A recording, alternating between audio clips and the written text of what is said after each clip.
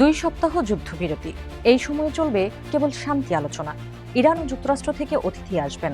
দায়িত্ব নতুনভাবে সাজছে পাকিস্তানের রাজধানী। ইসলামাবাদে 2 দিন সরকারি ছুটি ঘোষণা। পরিচ্ছন্নতা ও নিরাপত্তার কাজে ব্যস্ত শাহবাজ সরকার। যুদ্ধবিরতি কার্যকর হলেও পুরোপুরি তা মানছে না ইসরায়েল। লেবাননে হামলা করে 2 শতাধিক প্রাণ কেড়ে নিয়েছে নেতানিয়াহুর বাহিনী। এখনও উদ্বেগ পুরোপুরি শেষ হয়নি। এমন পরিস্থিতিতে শঙ্কা নিয়ে পাকিস্তানে যাচ্ছে ইরানের প্রতিনিধি দল। টিভিএস এক্সপ্লেইনারে চলুন জেনে নেই কারা থাকছেন শান্তি চুক্তি আলোচনায়, কি আলোচনা হতে পারে বৈঠকে। সঙ্গে আছি তামান্না খন্দকার।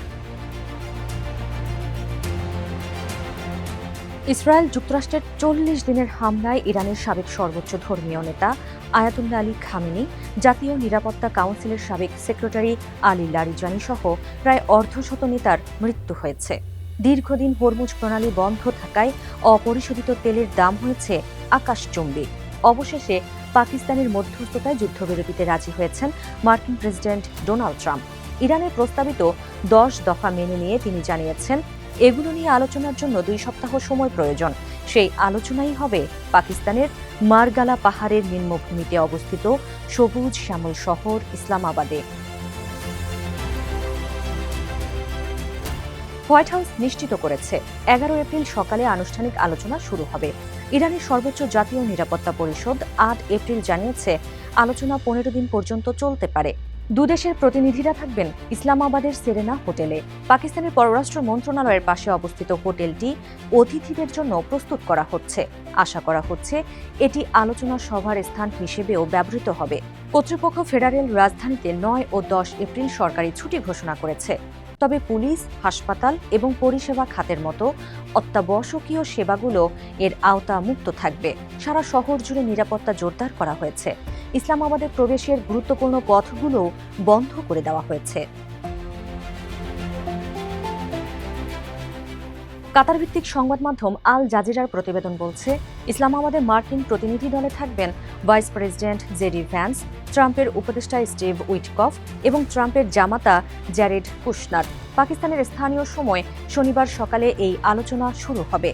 এদিকে নাম না প্রকাশ করার শর্তে পাকিস্তানের 2টি সূত্র বার্তা সংস্থা রয়টার্সকে বলেছে, মার্কিন প্রতিনিধি দলটি ইসলামাবাদে ইরানের পার্লামেন্টের স্পিকার মোহাম্মদ বাঘের গালিবাফ ও পররাষ্ট্রমন্ত্রী আব্বাস আরাকচির সঙ্গে বৈঠক করবেন।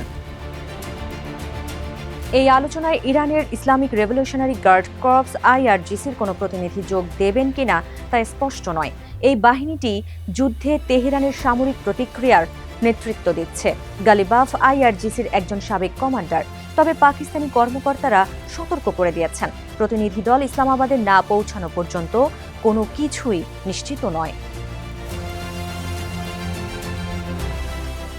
আশা করা হচ্ছে পাকিস্তানে ইরান ও যুক্তরাষ্ট্রের প্রতিনিধি দল পৌঁছানোর পর প্রধানমন্ত্রী শাহবাজ আনুষ্ঠানিকভাবে আলোচনার আয়োজন করবেন এবং উভয় পক্ষের সঙ্গে পৃথক প্রাথমিক বৈঠক করবেন।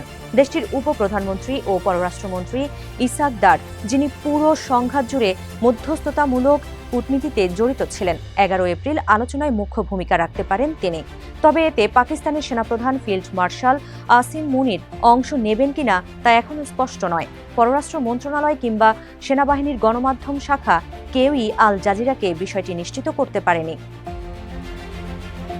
শান্তি আলোচনার আরেকটি গুরুত্বপূর্ণ বিষয় হল 11 এপ্রিল মার্কিন ও ইরানি দলগুলো মুখোমুখি বসবে না, বরং আলাদা কক্ষে বসবে এবং পাকিস্তানি কর্মকর্তারা তাদের মধ্যে বার্তা আদান প্রদান করবেন। ফেব্রুয়ারিতে মাস্কাট ও জেনেভায় তাদের সঙ্গে আলোচনা চলাকালেই যুক্তরাষ্ট্র ইরানে বোমা হামলা শুরু করেছিল। এতে ইরানিরা অনেকটা শঙ্কিত, তবে তারা জেডি ভ্যান্সকে সংঘাত অবসানের ব্যাপারে অধিকতর আগ্রহী বলে মনে করেন। পাকিস্তান জানিয়েছে, আন্তর্জাতিক গণমাধ্যমগুলোর পক্ষ থেকে 3 ডজনেরও বেশি ভিসার আবেদন জমা পড়েছে। এর মধ্যে অন্তত 20 জন সাংবাদিকের আবেদন অনুমোদন করা হয়েছে। আলোচনা কেন্দ্র করে 30 সদস্যের একটি মার্কিন নিরাপত্তা দল ইতোমধ্যে ইসলামাবাদে পৌঁছেছে। আলোচনার ভিত্তি হবে ইরানের প্রস্তাবিত 10 দফা। এটি খোদ ডোনাল্ড ট্রাম্পও স্বীকার করেছেন। তবে 10 দফার মধ্যেই রয়েছে বড় বড় মতবিরোধের উৎস। এই 10 দফায় ইরানের হরমুজ নিয়ন্ত্রণের কথা যেমন রয়েছে, তেমনি যুক্তরাষ্ট্রের হামলার জন্য ইরানকে ক্ষতিপূরণ দেওয়ার কথাও বলা হয়েছে।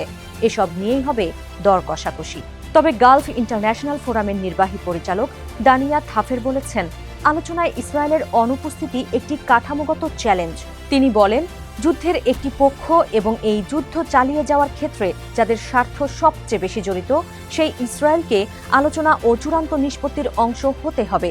অন্যথায় তারা সবসময় এই যুক্তি দিতে পারবে যে ইসরায়েলিরা কোনো চুক্তির শর্তাবলীতে সম্মত হয়নি। ইরানের প্রস্তাবিত 10 দফায় লেবানন সহ মধ্যপ্রাচ্যে ইরানের সব ফ্রন্টের ওপর হামলা বন্ধের কথা বলা ছিল। ট্রাম্প সেটি গ্রহণ করার স্বীকৃতিও দিয়েছিলেন, তবে নেতানিয়াহু সেটি মানলেন না। তিনি লেবাননে হামলা করে যুদ্ধবিরতি ভঙ্গ করে পাল্টা যুক্তি দিলেন, লেবানন এই যুদ্ধবিরতির অন্তর্ভুক্ত নয়। বিশ্লেষকদের মতে উভয় পক্ষের মধ্যে গভীর অবিশ্বাস থাকায় স্বল্প মেয়াদে চূড়ান্ত মীমাংসার সম্ভাবনা কম। চীনে নিযুক্ত পাকিস্তানের সাবেক রাষ্ট্রদূত মাসুদ খালিল আল জাজিরাকে বলেন, ইসরায়েল এই প্রক্রিয়াকে ব্যাহত করার জন্য বাধা সৃষ্টি করছে। লেবাননের ওপর তাদের অবিরাম বোমা হামলার উদ্দেশ্য হল উভয় পক্ষকে বিরক্ত করা, যাতে প্রক্রিয়াটি ভেস্তে যায়। তিনি আরও বলেন, এতটুকু নিশ্চিতভাবে বলা যায় যে আলোচনা অত্যন্ত জটিল ও কষ্টসাধ্য হবে এবং 15 দিনের সময়সীমার পরও তা বাড়ানোর প্রয়োজন হতে পারে। ওয়াশিংটন ডিসি ভিত্তিক বিশ্লেষক এবং ইনস্টিটিউট ফর গ্লোবাল অ্যাফেয়ার্স এর অনাবাসিক ফেলো সাহার খান বলেন, আলোচনা চলাকালে যুক্তরাষ্ট্র যদি ইসরায়েলকে নিয়ন্ত্রণে আনতে পারে এবং লেবাননে হামলা বন্ধ রাখতে পারে তবে তা হবে তাৎপর্যপূর্ণ এবং ট্রাম্প এটিকে একটি বিজয় হিসেবে গণ্য করতে পারবেন।